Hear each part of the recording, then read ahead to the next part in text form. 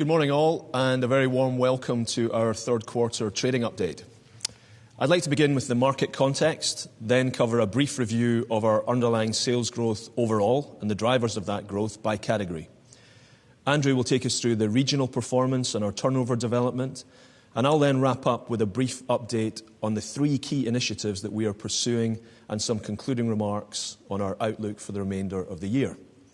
Before we go further, though, let me draw your attention to the usual disclaimer relating to forward-looking statements and non-GAAP measures. So let's get going with the market context. Overall, it is fair to say that the economic fundamentals remain weak and volatile. Since the start of the year, we've been flagging that we expected market conditions in Latin America to worsen, and that's what we've been seeing. Just as in past cycles, when currencies weaken, the cost of living goes up faster than incomes, and people either cut back on purchases or they downtrade. Latin American markets are growing in local currencies through pricing, but consumer demand, measured by market volume, contracted by 10% in Brazil last quarter and fell by 7% in Argentina. In Asia, we've had a few quarters of very low price growth as commodity costs have been benign. This is now turning. Palm oil is up almost 70 percentage points over the last 9 months, and Brent crude is back over $50 per barrel. In categories like skin cleansing and laundry, this means a rebalancing of the growth mix, with more pricing and less volume as the increases are put through. All this means that, for the moment, aggregate market volumes in emerging countries are now slightly down on the same period last year. We take some encouragement from the fact that, for the most part, currencies in emerging markets have been more stable against the US dollar in recent months, and some, like Brazil and India, have strengthened. Over time, wages can be expected to catch up with cost inflation, and these markets will return to volume growth. But our experience is that there is usually a lag of several quarters before this works through to our categories. Turning to Europe, there is still price deflation across most of the region. But in the UK, which is about 5% of our global turnover, prices should start to increase to recover higher costs of imported materials from the weaker sterling. Finally, in North America, the economic fundamentals are much better, and our markets there are showing modest growth. So overall, it's a very mixed picture, and with much more variation in price and volume by region than we would usually expect to see. Now, despite this challenging background, we remain on track against our 3 to 5 percentage point growth target. In the first 9 months, underlying sales grew by 4.2%, with volume up 1.3%. You'll remember that last year we had a very strong third quarter when we grew 5.7%, with volumes up 4.1%. This included unusually strong performances in refreshments and in Latin America, particularly benefiting personal care and home care. As we lapped that, growth in the third quarter this year dipped to 3.2%. Price growth picked up in the third quarter to 3.6%, while volumes were slightly down by 0.4%. This rebalancing reflects, firstly, a continuation of the pricing in Latin America to recover devaluation-led cost increases, which have been running consistently at 15% for each of the last 4 quarters. Our volumes in the region were down 5%. This is less than the market decline, so we are gaining share.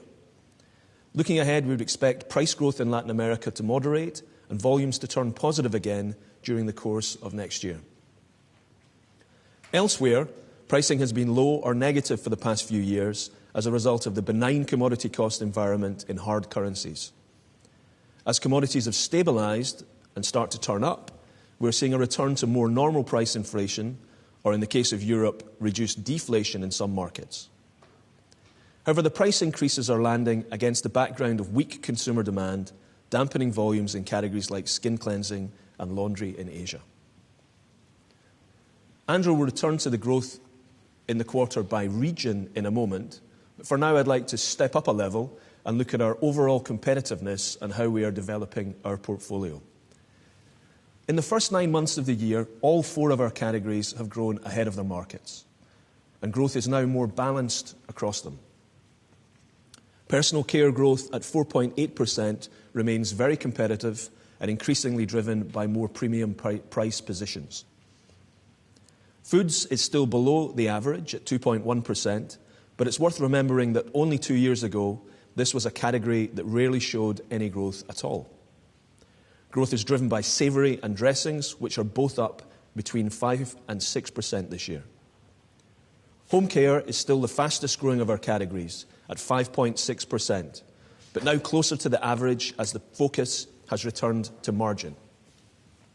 And refreshment grew 4.2%, building on a very strong performance last year. Let's have a look at some of the innovation and M&A activity that supports each of the 4 category strategies and will help to make sure that our portfolio continues to evolve to remain fit for the future. We'll explore this further at our annual investor event next month, so for now, I'll just give you a few headlines. In personal care, our priority is to continue growing the core of the business while building premium positions into the portfolio. Innovation on the core includes the rollout of global ranges like Rexona antibacterial deodorants, which are now in 40 countries, or the new Tresemme reverse conditioning system hair products, which are showing strong early results across both North America and Europe. And it also includes more local brands, many of which are well suited to pick up on local trends. Brands like Forest Balm in Russia, Hammam in India, or Alberto Balsam in the UK, to pick just a few very specific examples. More and more of our innovations are addressing higher growth segments. The chart picks out 3 of these. Firstly, the natural segment with innovations such as Tresemme Botanique, Simple Micellar Cleansing Water, or Lux Luminique Silicone-Free. Secondly, addressing the specific needs and wants of Muslim consumers. Sunsilk, Vaseline and Lifebuoy are all making good progress in this important area. And the third segment, which we expect to continue to grow above the personal care average for many years to come, is male grooming. Dove Men & Care now has annual sales of more than €500 million and continues to grow at double-digit rates. The acquisition of Dollar Shave Club adds a new male grooming brand and business system to our portfolio with a very distinctive appeal to a growing number of largely millennial men. As well as addressing these high-growth segments, we're extending into more premium price positions. This includes innovations like Dove DermaSpa in skin or Dove Advanced Care in deodorants, more premium but still sold through our mass channels. And at the same time, we're also building a base through acquisition in prestige skincare. These brands go through very different channels but share consumer understanding and science with our mass personal care business. It's still early days, but growth in prestige is in line with our plans. In foods, our biggest opportunity is to develop the emerging markets. Already a €5 billion business for us that has been growing at more than 7%.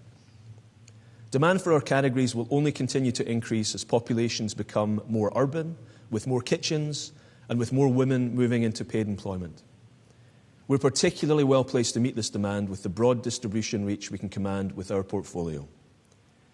In Africa, as elsewhere, a growing number of consumers are looking for naturalness.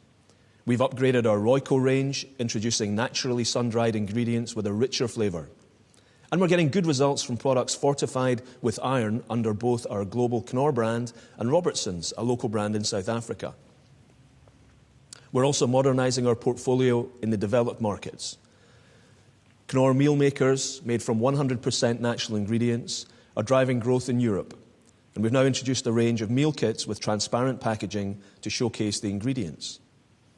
Hellmann's retains its strong heritage of real mayonnaise, but has been successfully extending with an organic variant and a wider range of dressings like barbecue and grilling sauces.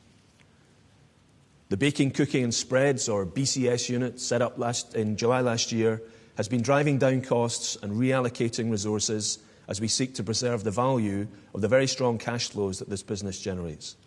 The operating margin of the unit, already well above the Unilever average, has improved further. The rate of sales decline has slowed in North America, but not yet in Europe. Turning to refreshment, our priorities are to improve margins and cash flows in ice cream and to grow faster in tea. Our innovation programme fully supports this. We are building in more premium segments, particularly with Magnum and Ben & Jerry's. Magnum Double, supported by the Release the Beast campaign, is doing very well in Europe, and the brand continues to innovate to meet current trends with ranges like Magnum Crème Brûlée and Petit Gâteau, inspired by French patisserie. At the same time, we are building on the acquisitions we've made, rapidly expanding their distribution. We've grown Talenti in the super premium gelato segment by 60% in the 2 years since we bought it. And we've doubled the sales of T2 since we acquired it 3 years ago. In both ice cream and tea, we're also addressing emerging high-growth segments. We've just launched Pure Leaf, already successful in ready-to-drink, as a natural leaf tea in the US. Ben & Jerry's now has a non-dairy variant, and we're offering smaller, lower-calorie options like Magnum Minis.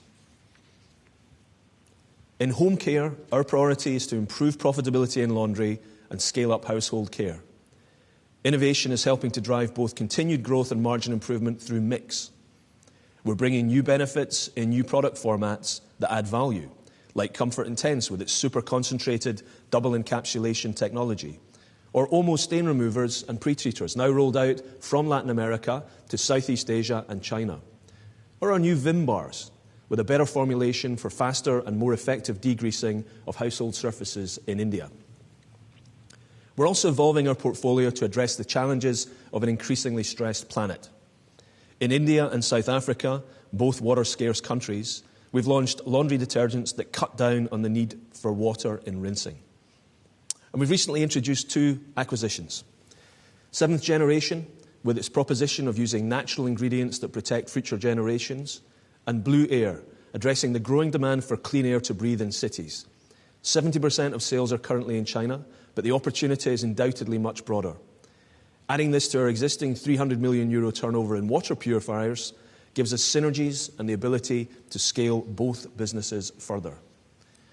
So if I can summarize the categories, we have a full innovation program. This is helping us to sustain consistent growth ahead of our markets against the challenges and opportunities presented by a volatile environment and rapid changes in consumer preferences and needs. We expect the pace of change and emergence of disruptive new brands and models to continue. The bolt-on acquisitions we've been making will help to future-proof our business with brands that meet emerging needs. We will run most of these largely separately to our core business, while realizing synergies in those specific areas that are most relevant in each case. And with that, I'd like to hand over to Andrew to talk us through the regional performances. Thank you, Graeme. So let's start, as usual, with our largest region, Asia AMET RUB. Underlying sales have grown by 5% in the first 9 months, with nearly 3% from volume. In the third quarter, growth slowed to just under 4%. We continue to grow well in Southeast Asia, mainly from volume, and in Africa and Turkey from price. However, market conditions have softened in India, and as Graeme mentioned earlier, volumes in skin cleansing have suffered from price increases to recover rising commodity costs there. In China, sales were flat in the first half year, but were slightly down in the third quarter. The market channel structure is shifting rapidly to e-commerce. 2 years ago, this was just 3% of our sales. Today, it's over 10%. By cutting out intermediaries like wholesalers, this shift results in a structural reduction in trade stock levels, and this is likely to continue for some time to come. On top of this, laundry sales in China are down in the face of aggressive and, we believe, unsustainable price competition between 2 local brands. Moving across to Latin America, here underlying sales grew nearly 13% in the first 9 months, with pricing up 15% and volume down 2%. It's worth noting that price growth in Argentina continues to contribute around 100 basis points to total Unilever pricing. In the third quarter, volumes in Latin America were down by 5%. This reflects both the very difficult market conditions that we'd expected and the strong comparator from sell-in ahead of price increases that led to nearly 5% volume growth in the third quarter last year. We have no doubt that the long-term potential of the region remains as strong as ever. We continue to invest accordingly, and in fact in the third quarter it marked our re-entry into Cuba. With a population of 11 million, this is an exciting new market for our brands. North America grew by 1.2% in the first 9 months, picking up to 2.1% in the third quarter. This includes a good balance of volume and price. Deodorants, dressings and ice creams are growing particularly well. In recent years, we've invested heavily in this business, reshaping the portfolio, strengthening our brands and modernising our manufacturing base. And we're now starting to see the returns in both improved growth and a lower cost base. In Europe, underlying sales are slightly down by 0.3% in the first 9 months in declining markets. Within this, volumes are up by 1.2%. In the third quarter, underlying sales were down 1.1%, with volumes flat. Volumes continued to grow in the third quarter in most countries, including Germany, the Netherlands, Italy, Spain, and in Central and Eastern Europe. But in the UK, volumes were down in the third quarter in the face of strong price competition in tea and laundry, as well as the continued market decline in spreads. Price deflation continues in a number of countries, although the actions we've been taking under our net revenue management programme are helping to mitigate this. So, having reviewed underlying sales growth, let's have a look at the impact of the other drivers of turnover for the third quarter. Turnover was maintained at €13.4 billion. As we've seen, underlying sales grew 3.2%. M&A contributed 0.2% in the quarter. This includes the final contributions from the Prestige acquisitions before they anniversaried during the quarter, and 3 weeks of sales of Dollar Shave Club. These were partly offset by several disposals of small local brands. Currency translation reduced turnover by 3.4%. Around 2/3 of this came from Argentina and the UK. The currency effect from Brazil turned positive in the quarter. If exchange rates were to remain as they are today for the balance of the year, we would expect a headwind on turnover of a little over 5% for the year as a whole, while the headwind on core EPS would be between 3% and 4%. And with that, I'll hand back to Graeme. Thank you, Andrew. Let me give you just a brief update on each of the 3 key initiatives we are pursuing this year and next. These are designed to build agility and resilience into our business to underpin our 4G model of consistent, competitive, profitable and responsible growth. The first of these is net revenue management. In essence, this is a very detailed programme of capability build to optimise pricing, including promotional spend, across individual SKUs and channels. So far, it has been rolled out to about 40% of our turnover, and we expect to have covered 50% by the end of the year. As Andrew mentioned, it's a key capability build in mitigating the effects of price deflation in Europe, and it's helping us get the most out of our portfolio elsewhere. The second programme is the organisational change which we call Connected for Growth. As a reminder, this is designed to keep us one step ahead in a world which is becoming, at the same time, both more global and more local. It will make the organisation faster, simpler, more consumer and customer-centric, and future-proofed for the connected world. It would help us unlock trapped capacity and reduce the wasted time and energy spent on managing interfaces within our marketing organisation. The new organisation will have fewer layers. More of our resource will be deployed in global brand communities and local operations and less in staff roles. We completed the design phase in the third quarter and have now begun to implement the new organisation and processes. We'll aim to have as much as we can done by the end of the year and to have it completed by the middle of next year. The third programme is zero-based budgeting. In the first half of the year, we focused on data gathering and comparisons with benchmarks, visibility, in other words. This has shown that overall, and in many individual areas like travel, for example, our spend is already below the median of our peers. In R&D and market research, we invest above the benchmarks and will continue to do so because they are key to our 4G growth model. And then there are areas where we see significant opportunities to improve. In consultancy, for example, or in the cost of repacking products for promotions, to name just 2 of many areas. During the third quarter, we completed the second stage of the process, which is value targeting. In that stage, we identified the specific savings so that we can lock these into our plans. The targeting phase is now complete, and we've just started the implementation stage. We'll start to realise savings in the fourth quarter and through next year. The value targeting phase of ZBB together with the organisational design of Connected for Growth, has confirmed to us that we should deliver the expected savings of at least €1 billion in overheads and marketing by 2018.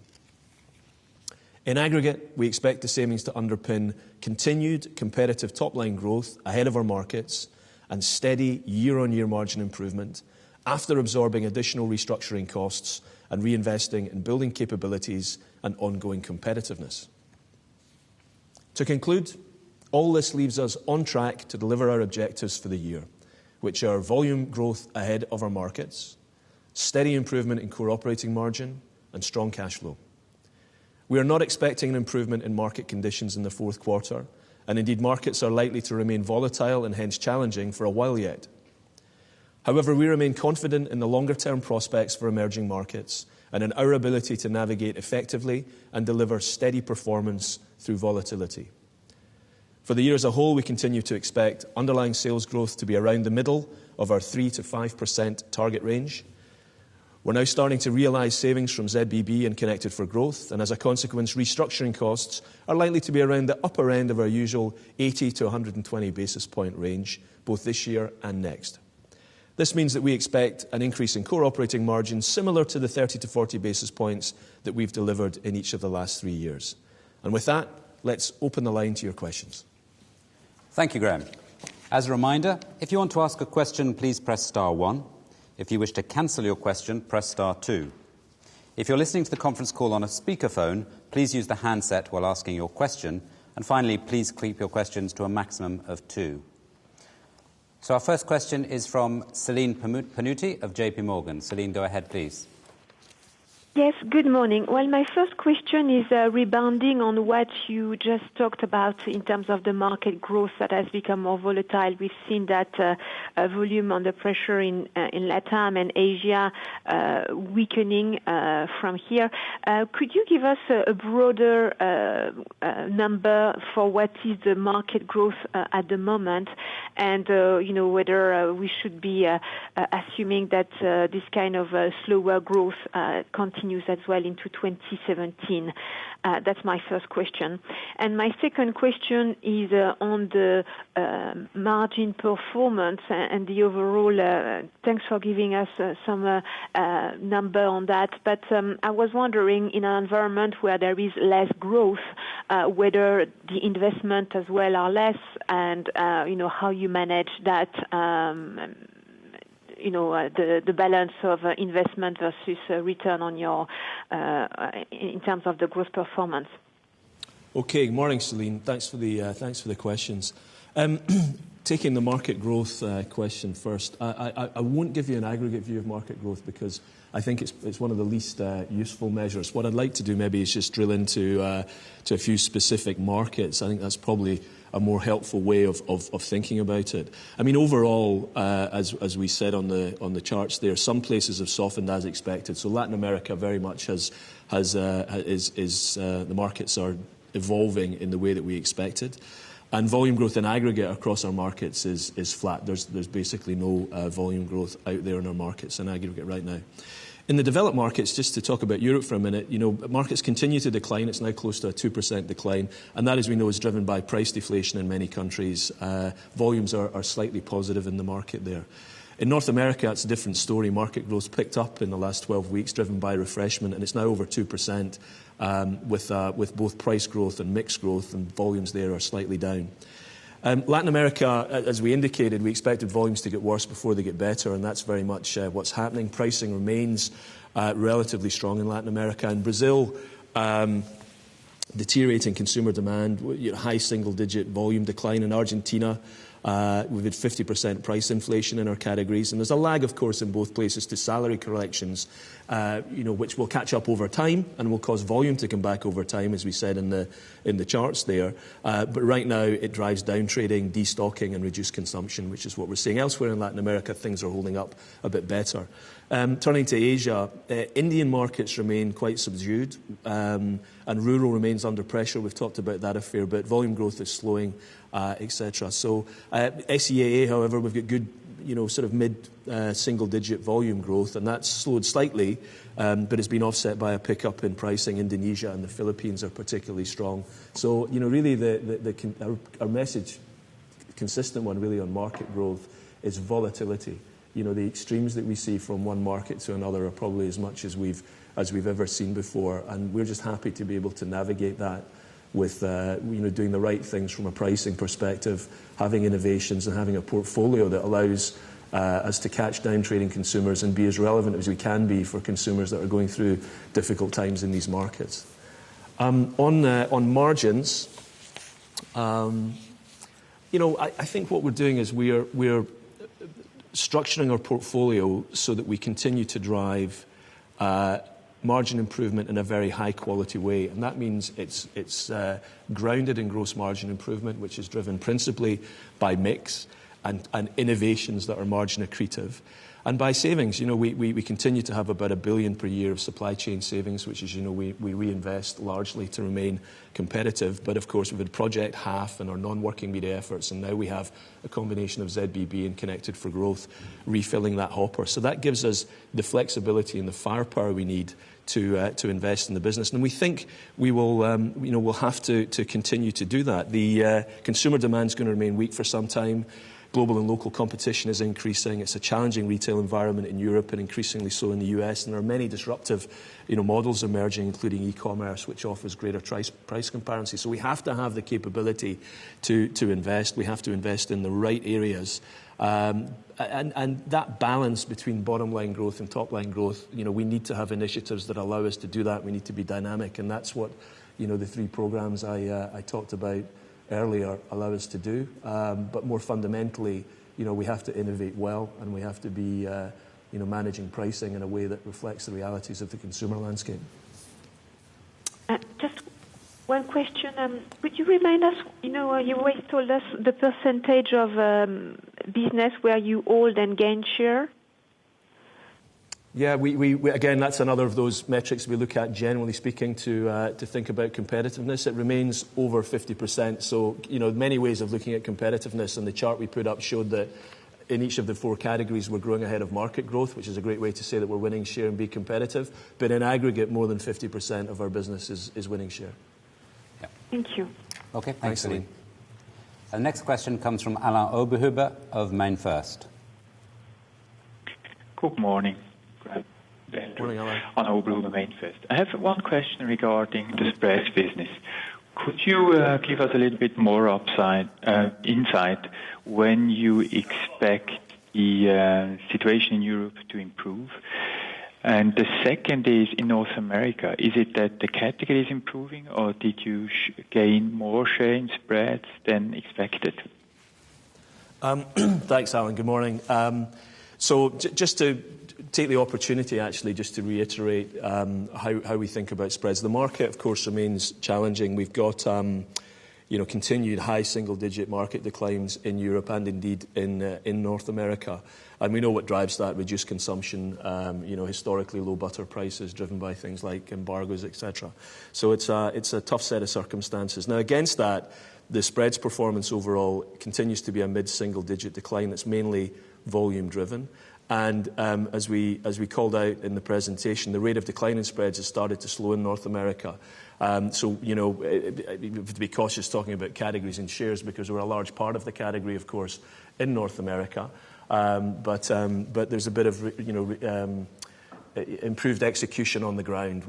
Some of the investments that we made in our infrastructure in North America have started to pull through. So that, it's fundamentally driven by improvements in our executional performance there in that marketplace. But as you said in the call, we haven't yet seen the turnaround in Europe, and I can only reiterate that I think the way in which we're running the business now is a better way to run this business. We're focused very much on preserving the value of the cash that the BCS business provides to us. As you know, it's got very, very strong margins. As we said in the call, those margins have increased as a consequence of the activities we've taken since we set the business up at the end of 2000 or mid-2015 to run it differently. It is a core operating margin that's well above the Unilever average, and as I said, that continues to improve. So we think we're doing the right things. There's many options for the future of the business, and we won't speculate on that. But we're very happy with the way in which the different way of operating has gone. We've started to see improvements executionally in North America, but not yet in Europe. And I wouldn't like to say when we would see that turnaround in Europe. The market circumstances remain very challenging, although there is a little bit of a price differential opening up again with butter, which it would be good to see, because that would remove what is a historically extreme situation in terms of the value proposition of spreads as it exists today. Thank you. Great. Thanks, Alan. And the next question comes from Warren Ackerman of Societe Generale. Good morning, Graeme. Good morning, Andrew. It's Warren Ackerman here at SocGen. 2 questions also. The first one's on home care. I mean, home care has been your star category, Graeme, but volume somewhat concerning in Q3, down 1.2%. I think you called out price skirmishes in the UK laundry and China. I think China you said unsustainable. Can you elaborate a bit on that? And would it be fair to say that your market shares are under pressure in home care? What's your outlook for that category? And then the second one on commodity costs. Obviously, you showed the chart that costs are going up. Palm oil, Brent crude, butter prices. You've obviously got FX challenges as well, such as sterling. I mean, do you think you will be able to take pricing? I mean, we've seen what's happened in the UK with Tesco when you've tried to take pricing. It's not really a UK question. It's more a question of outside of Latin America, as commodity prices go up and currencies, some markets remain challenging. Do you think this portfolio has pricing power? I mean, I get the point around mix, but at some point pricing will need to go up, and the pushback is clearly quite aggressive at the moment. Thank you. Morning, Warren. If I may, I'm going to pass the home care question to Andrew, because he did such a brilliant job running finance for home care for all those years, so he's actually better placed. And I'll have a think about the commodities one while he does that. Thanks. Sure. I mean, Warren, as you know, that in home care, our priority that we set out a couple of years ago was clearly to make a step change improvement over time in margins. And as you know, at the half year, we were getting close towards our target of reaching double-digit core operating margin in home care. And we've always said that as we go through that, the very strong growth, well ahead of the Unilever average that we had been achieving, we would expect that to moderate. Still looking to grow ahead of the markets, and indeed we are still growing ahead of our markets. But growth has come down a little bit. That's the big picture, and we're not that surprised by that. So for the year to date, 5.6% underlying sales growth in home care, with volume up 1.5%. And as you say, volume's weaker than that in the third quarter. The 3 key factors within that, apart from the overall general softness in consumer demand around the world. In Latin America, we are gaining share, but we have faced the same issues we do in other categories, and this is big here for us in Latin America, is the contraction in consumer demand, given the factors that Graeme described. And, of course, the tough comparator that we also talked about last year. In the UK, we mentioned aggressive price competition. That happens from time to time. It's been relatively less of that in the last few years, but we've had a revised spate of increased promotions from competition there. And good innovation in the UK. I mean, it's been a very innovative market, actually, in laundry. Yes, indeed. So products like Comfort Intense and a good range of innovations that have helped drive, over the years, both margin improvement and growth. And in China, the two locals are actually the number 1 and the number 2 player in China, and have been for many, many years, so this isn't something new. Have been going through some very aggressive price promotion. As I said, we think that is unsustainable based on costs and margins, etc. We'll have to see how that plays out over time. Overall, satisfied that we're growing ahead of the market, backed by a lot of good innovations. Warren, if I can pick up your question on commodity cycles and pricing in general, and I've got a few points that I'd like to make here, which are general, and then 1 or 2 which are a little bit more specific. The first thing is just to reiterate for everybody that there's commodity cycles will come and go, of course, but it really is the combination of commodity and currency that give rise to the cost landscape in an individual market. And as you know, we are very focused on managing pricing close to our markets. The pricing decisions are taken by our local teams in our frontline operations. We're frontline focused in that regard, because we think that the critical view of consumer affordability and making sure that we are being sensible when prices go up or prices go down is best done by the people who are in our teams in the front line of the business. Just to give you a sense of the scale of that combination of currency and underlying commodity prices for this year, there's been about 600 million euros of foreign exchange impact on our commodity base during the course of this year so far, 75% in 5 countries alone: Argentina, Brazil, South Africa, Mexico, and India. So that's point one, really. The second point is, the changes in commodity cycle are common, of course, to everybody in the industry. So how do we think about pricing in that context? I just want to reiterate our philosophy on that. We manage at a local level, as I said, based on consumer affordability. Now, where costs are lower, that means we might reduce pricing, or we might choose to invest in our brands. And where costs are higher, we will look to recover that in pricing, but we do it subject to affordability. We can't rush in. We keep very careful eye on volume and a downtrading consumer. But it's that investment that we make in our brands that allows us to take price in times where we need to. So it's not a question. We may invest back, but we invest back in the brand. And that speaks to your point of, does our portfolio have pricing power? Yes, very much our portfolio has pricing power. In many ways, around our portfolio, particularly in emerging markets, it is that pricing power of the portfolio which is the reason we invest in the brands, to keep the pricing power, and then we look to our local teams and their experience on the ground to allow us to execute that really, really well. Because it's probably pertinent that I say something about it. I don't want to, and you wouldn't expect me to, talk about pricing in an individual market. And it's important to point out that we, of course, don't set prices for consumers at the end of the day. But we are taking price increases in the UK, and that is a normal devaluation-led cycle, such as I've just described for any of our markets. But as I just said, we care deeply about the customer affordability of our brands.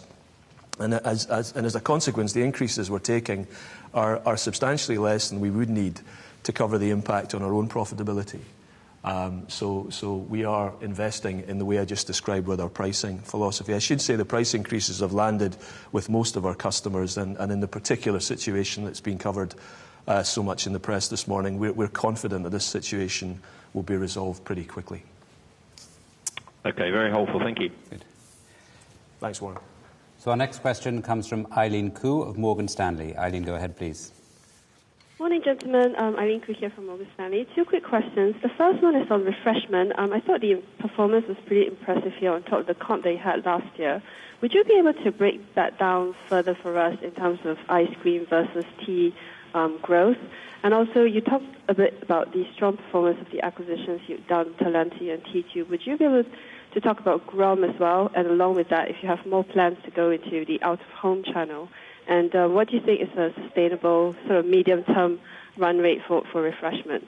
And then the second question is just on your strategy to premiumize personal care. Would you be able to just remind us what percentage of your sales here are actually in premium now as opposed to mass or low price? And bigger picture, do you see a risk for your portfolio with the trend of market fragmentation and consumers somewhat perhaps moving away from mass brands? Thanks very much. Morning, Eileen. Thanks for the questions. I'll take the one on refreshment, and thanks for saying it's impressive. We're very pleased with the refreshment performance this quarter. It was 4.5%, despite that very strong comparator of 8.5 percentage points last year. So there's no doubt about it that the very nice weather conditions in Europe through September and that extended summer certainly helped us against a very strong performance in particularly ice cream last year. So yes, we're very happy with it. Just to break things down a little bit and perhaps split out between ice cream and tea. The ice cream business, particularly in Europe, as you'd expect, continues to gain share and is doing well. Tea is growing at about 3% in the year to date, so less than the average of refreshment. And we've talked a lot about the challenges we have there from a portfolio perspective, be it in the formats which are growing more quickly, such as specialty teas, green teas, and the more premium formats. But rest assured, all of our effort there is in shifting our portfolio into the parts of the marketplace that are growing faster. There are pockets in the black tea marketplace, the UK is one I'd call out, where there's an awful lot of promotional intensity in a very difficult market at the moment. So that is weighing quite heavily on tea performance overall. But through the rest of the business, in the Middle East, for example, we're seeing our strategy in tea starting to pull through nicely. Andrew, would you like to comment on Graeme? Yes, first of all, on Talenti and T2, which are both growing, as we said in the speech, very well. Those we've owned for 3 and 2 years, and so we're able to see the benefits of expanding distribution in both of those. In the case of Talenti, it's very much on the back of the existing distribution base we have that we're able to leverage. In the case of T2, it's much more organic, it's much more opening new stores. Graeme is much more recent, so although I didn't mention it in the turnover reconciliation, Graeme is the other contributor to the M&A, so it's been with us for less than 2 years, very recent. In general, our retail operations are part of both building our brands and also taking us into more premium spaces. So Graeme, again, is very much a gelato business, it's very premium, but too early to actually start reporting against growth. It's not in our underlying sales growth numbers yet, it's still in our M&A number. Turnover is around 25 million euros in Graeme, just to give you an idea of the size of the business. Eileen, just to finish off your question there on the premiumisation of personal care, about a third of our portfolio sits above 120 price index, meaning if the average of the market is 100, we've got about a third of our portfolio at 120 plus. And that is growing faster. And that is a great way of trading consumers up and creating value in the category to the benefit of ourselves and to our customers, and also to the benefit of our consumers. So it's very, very important and a real core part of our strategy. And some of the innovations that we touched on in the charts, you saw us talking about Dove DermaSpa with dermatological claims. That sits at 180 price premium. Dove Advanced Hair Series sits at a price premium as well. So that sort of gentle premiumization by bringing in brands, using our innovation and our technology that allows us to ladder up is the way to do it. As I said, good for us, good for our customers, and good for our consumers. There are others, though. I mean, Zendium toothpaste, we've now got that out in 16 countries. That's a premium example in personal care. And then, of course, moving further up to a different channel structure and a much more premium position, we made the investments last year in Prestige. Now, they're all growing in line with the business cases, as we said in the presentation. But just to reiterate, the overall size of that marketplace, just in the categories in which we play, so excluding colour cosmetics and fragrances, etc., but in skincare and hair care, that's about a 40 billion market globally, and it's growing somewhere between 5% and 6%, so growing faster than the average of personal care. That's why we're attracted to it. Different channel structure, very, very strong brands in an attractive marketplace, one that is frankly quite fragmented in terms of the brands in the marketplace. There's the opportunity to build scale to the portfolio and build scale to that business through further acquisition, but is actually quite concentrated from a market perspective. I think the top 5 or 6 markets are about 70% of that overall market. So there are particular market dynamics in Prestige that make it attractive to us. Thank you. Okay. Thanks, Eileen. Can we have the next question, please, from Mitch Collett of Goldman Sachs? Hi there. Staying on personal care, you said that part of the slower growth in the third quarter was due to intense competition. Can you give us a bit of colour on where that is in terms of category, geography, and maybe even channel? And then secondly, North American spreads has improved, but the growth of the foods business has got, if anything, fractionally worse. What is offsetting the improvement in North American spreads? Is it savoury? Thank you. Morning, Mitch. Thanks for the questions. I'll take the second one first, if you like. So it's quite a nice one to platform off. Yes, our dressings business and our savoury business within foods are both continuing to grow at north of 5%. Some very, very strong brand performances. Hellmann's in particular is doing very well as a brand. And in North America in particular, the launch of organic Hellmann's, the move to squeezy packs, etc., the cage-free eggs, and focusing on the sort of authenticity of the real mayonnaise ingredients, it continues to do well. So yes, the answer is we've had some uptick in the spreads business in North America, but the strong performance of foods in North America has been benefited by dressings. So that's it's worth calling out, because sometimes you look at sort of 2.1% growth in foods. That includes spreads. We should say that we're having very good performance across the globe in our savoury business and in our dressings business. Taking your question about personal care competition. Overall, and again I'll reiterate, overall we're growing in personal care ahead of our markets, as it said on the charts that we put up. But I want to talk a little bit about who's gaining and who's winning. So we're winning, but we're not winning as much as local players are winning.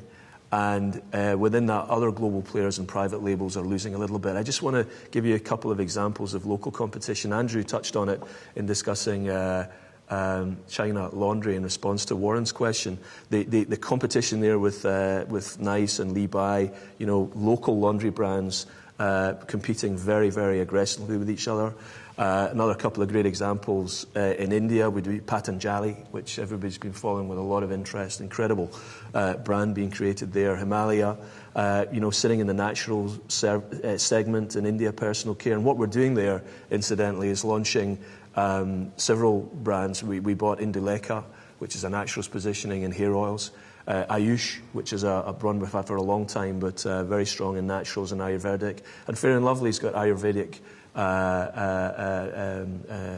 offerings in the portfolio now. So I think it's a question of the big global battles continue. US hair care, for example, continues to be very promotionally intense, and a battle between the global players. But let's think about local competition when you think about the reach of our personal care portfolio.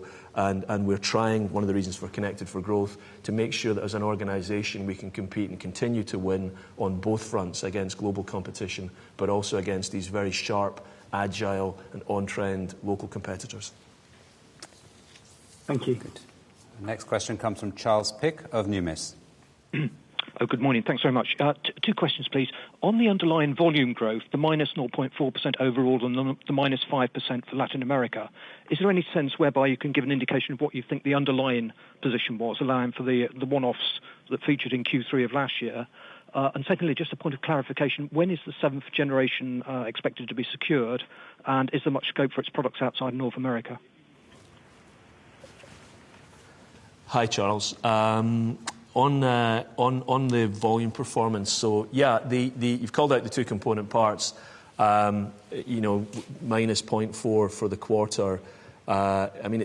We don't like attributing all of that to Latin America, but there was an impact of that. 5% came through. We called out Latin America as one of the features in the strong performance that we had in Q3 of last year.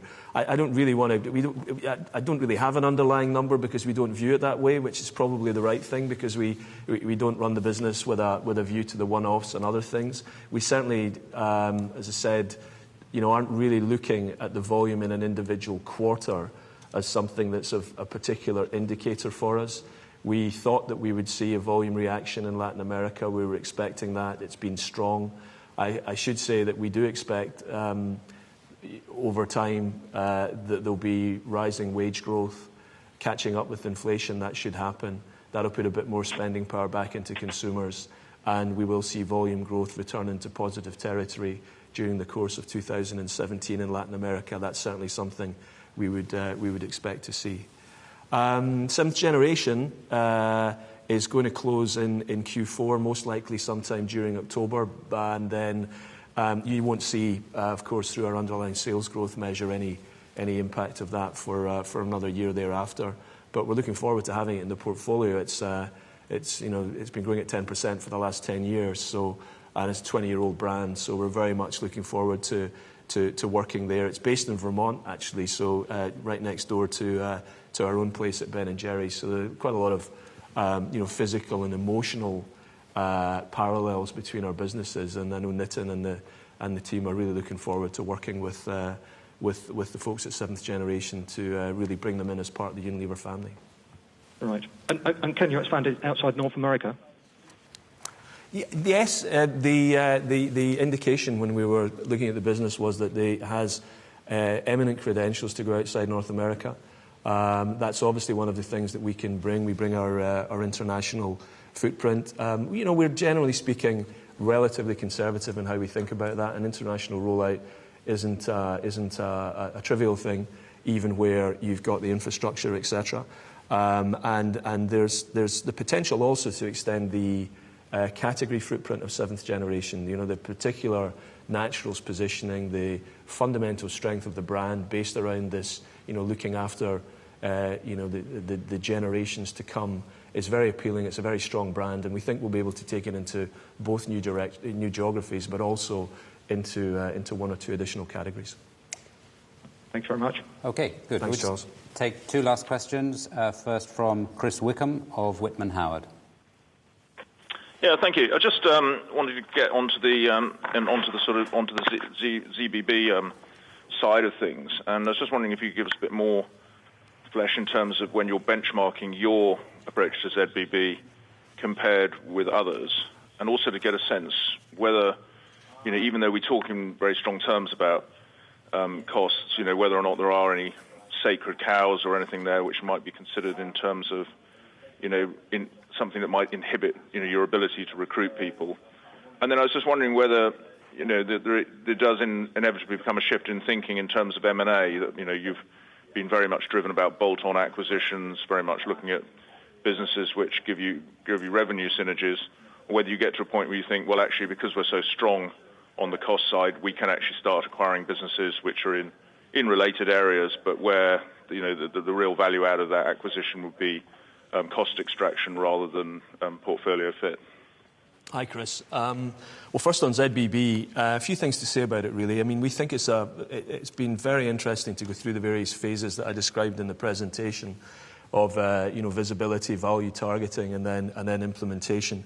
And what we've found is that the whole philosophy of ZBB actually fits Unilever pretty well. It's a very fact-based exercise, first of all. The things we've found out through this process about what we spend and where we spend it, and then challenging ourselves on why we spend it. So it gives you an axis of visibility that is very, very insightful and very, very useful, and will have a lot of use, I should say, going forward as well, as we maintain that level of granularity and transparency about where we spend our money. The other thing that's been good for us is it's driven by experienced business leadership. So this idea that instead of looking vertically down through your business as a business leader, you take one of our senior, as we call them, cost segment owners, a senior leader in the business, and give them responsibility for a cost horizontally across the entire company. That creates a very constructive tension of challenge about where we spend and why we spend it. But, in terms of fitting in Unilever, having some of our big leaders take on that leadership challenge and the ability to manage a cost horizontally across the entire business has been very, very powerful as well. And the final thing I'd say is, we tend to run all of these businesses, consumer businesses or growth businesses. Therefore, you run growth models that tend to be incrementals or based on incrementals and relatives. We talk in percentage points and basis points, etc. And we get very fixed on that. But what ZBB does, it allows you to have a look at absolutes. You move from looking at, incrementals to absolutes. And I don't think there's ever been a better time for that, because our industry is changing so much, our consumers are changing so much, our channels are changing so much, and our competitor set is changing so much. And you have to challenge old paradigms and assumptions. And when we've done that, we certainly didn't have any sacred cows, no sacred cows at all. We've looked at 13 billion of our cost base in looking at this. We're looking at not just overheads, but also at our brand and marketing investment, our point of sale materials, our promotional materials, all of the things that are in there. So no sacred cows at all. One slight aim off to that is that we know by reference to the benchmarks that we spend a little bit more than the average on consumer insight. We spend a little bit more on R&D. And we think that's the right place to be for us strategically, because we still think that rather than go an all-out war on cost and squeeze every cent through to the bottom line, we know that we need to have fuel to reinvest in what really drives our business, which is growth of the top line. And that's why we call it that sort of 4G approach to ZBB. In terms of shift in M&A, you call out the right thing. I mean, you know, these some of the acquisitions we've done recently. Yeah, in terms of the value opportunity and the economic case to clear our hurdle rate, etc. There is a greater proportion, so we say, of the overall value creation within the transaction attributed to revenue synergies or perhaps revenue expansion. We talked about category expansion and geographic expansion in the last question. You know, what that reflects, I think, is we're buying businesses which have new models, are in different segments, and so the opportunity for cost synergy is maybe a little bit less. Of course, whenever I look at an acquisition case, I tend to attribute a little bit more probability to our ability to deliver a cost synergy than perhaps around a revenue synergy. It's definitely the case there's a higher degree of risk and variability around securing a revenue synergy, and the way that we deal with that in our acquisition philosophy is to make sure that our hurdle rate and the amount by which we clear the hurdle rate reflects the different risk profile of the components of synergies that make up the overall valuation that we're looking at. Thank you. Okay, and our last question is from Fernand de Boer from Pitkethly. Yes, good morning. It's Fernand de Boer with Pitkethly. One question. You mentioned the impact of the British pound on the sales level. But I think there is also quite a positive impact on the margin side for the overhead cost. Could you quantify that a little bit for the second half? I know it's a trading call, but give some idea. Sure. So we'll step out from our normal practice not to talk about elements of the P&L and just give you that number. We think overall we've got about 10 basis points or so of positive impact from the net of all the things that are happening with currencies around our universe for the full year.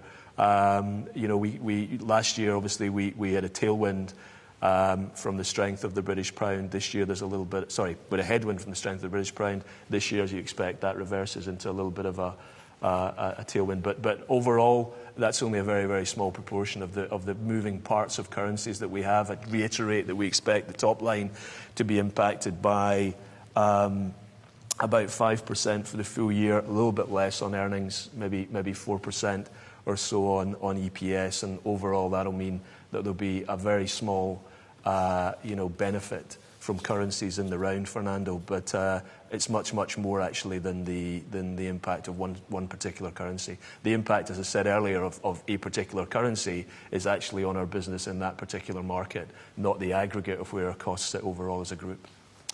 Okay, we'll bring the close to a call there. I'll just hand back to Graeme for some closing remarks. So thanks first of all for your questions. They were terrific. Let me just summarise the messages that Andrew and I wanted to get across today in a few headlines. First one is that our third quarter performance very much leaves us on track for our growth target for the year. Second one is that the category strategies are definitely working. We're delivering growth that's ahead of the markets in all of our categories and is more balanced than it has been in the past. And those category strategies are guiding the innovation and also the M&A activity that keeps our portfolios evolving and getting better and better and better fit for the future. We're now in the implementation phase of the change programs, the 3 change programs, and that'll make us both more agile and underpin our objectives of consistent, competitive, profitable and responsible growth, what we call the 4G growth. And that's it. I'd like to thank you for joining us and for your questions, and I hope you enjoy the rest of the day.